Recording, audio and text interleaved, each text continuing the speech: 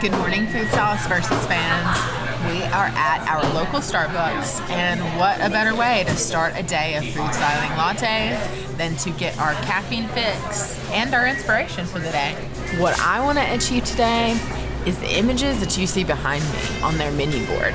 We have the toppings here. Now this is the milk foam. I also hope to achieve that, but maybe a little bit more solid and less of these larger bubbles. I want it to almost blend in with this whipped cream topping that's so thick and creamy and white. All right, you guys, we are pumped full of caffeine and definitely ready to head back to the studio. And I'm gonna show you how I food style Starbucks Holiday Lattes. I'm a food stylist. Consider me a makeup artist for food. I take boring, everyday, average food and make it look amazing. I'm gonna show you how I style Starbucks Holiday Lattes.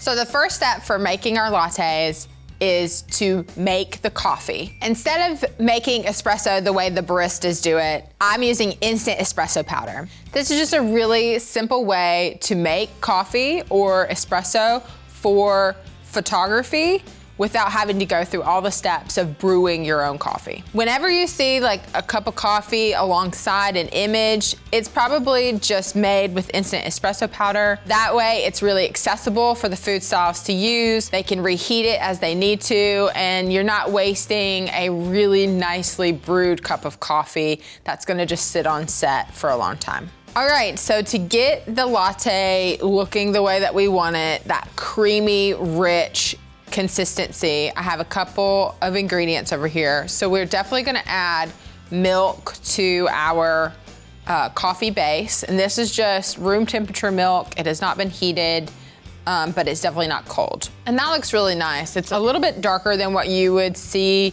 a latte color being necessarily. Lattes can sometimes be a little bit more creamy, but we're working on a mocha latte.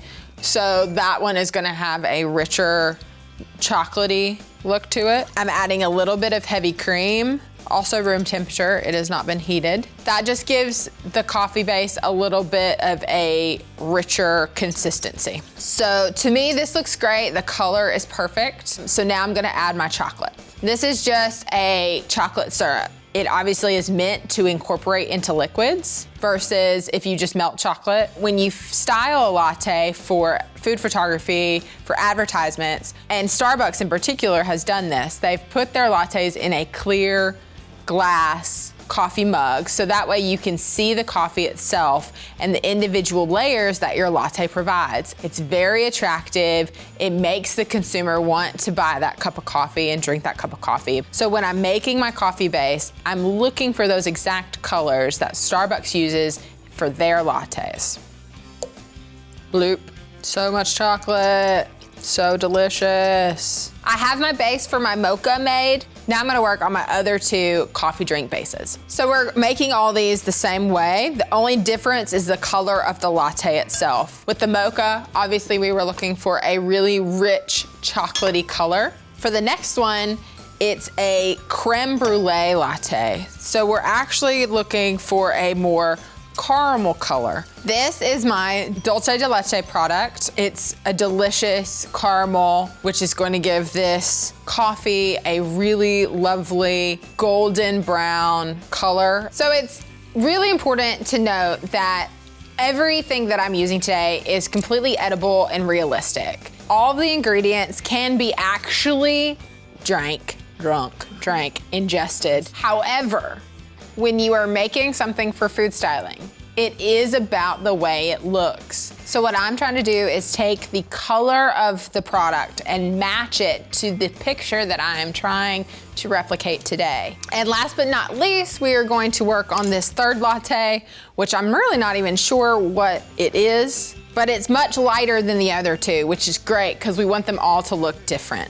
I don't think I'm gonna add any extra add-ins to this one. We're just gonna do coffee and milk. So this is a frother that you would froth warm milk with, but it also helps when you just need to stir something. So now that we've made our bases for our lattes, they look great. We're gonna work on the foam for our lattes. In the image that we're referencing from Starbucks, it has a really thick layer of foam on top of the latte. It's definitely a trick to achieve.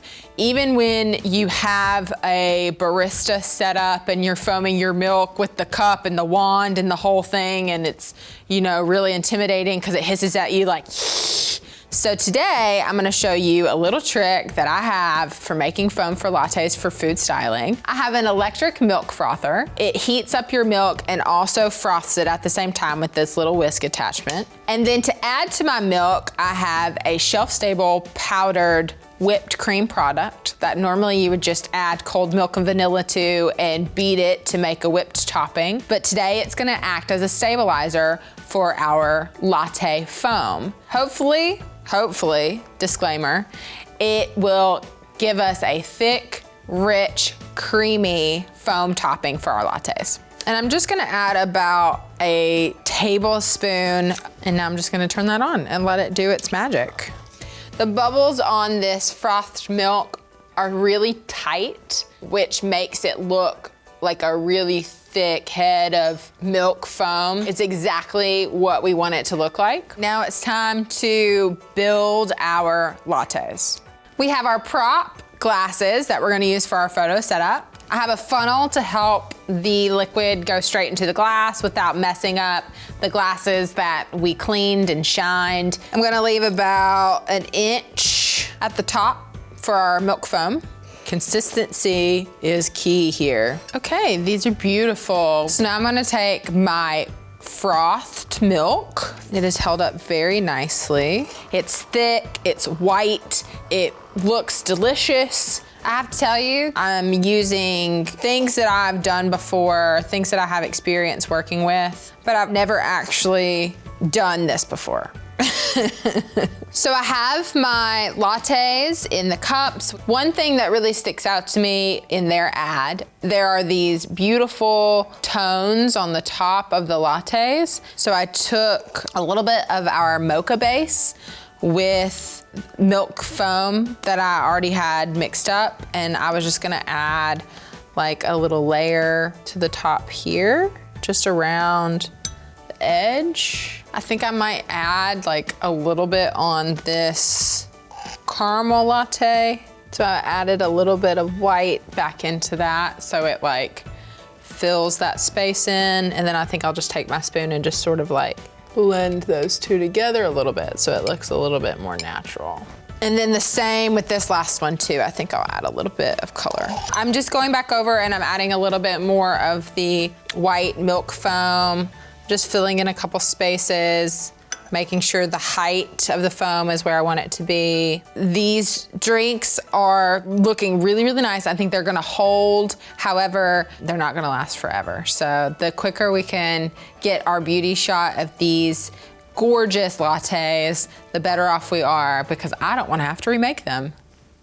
All right, all you Starbucks junkies out there, this is our version of the Starbucks Holiday Lattes advertising photo. That looks great. One thing I'd like to point out is my latte glasses are a little mirrored compared to our reference photo because I didn't build my lattes to face that way. I have a couple of larger bubbles in these latte glasses, so I have this, I'm just gonna call this like my poking tool. They use them at the dentist. I'm just gonna take that and kind of get these larger bubbles and then take a little bit more fresh foam to put on top.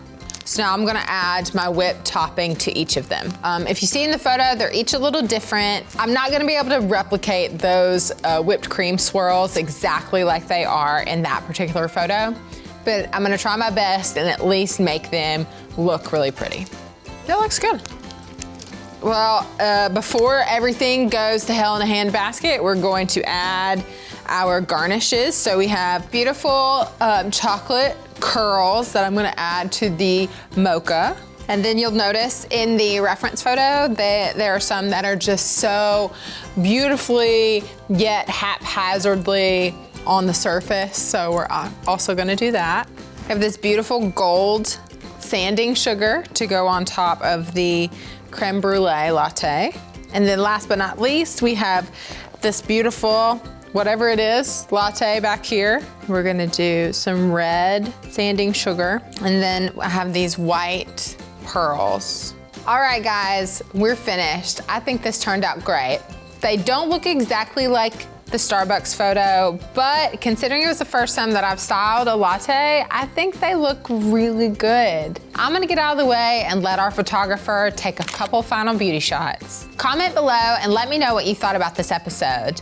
And if you have any tips on how to food style coffee, share that with me. I'd love to see. Make sure you like, comment, subscribe, and follow Well Done on Facebook, YouTube, and Instagram. Thanks a latte.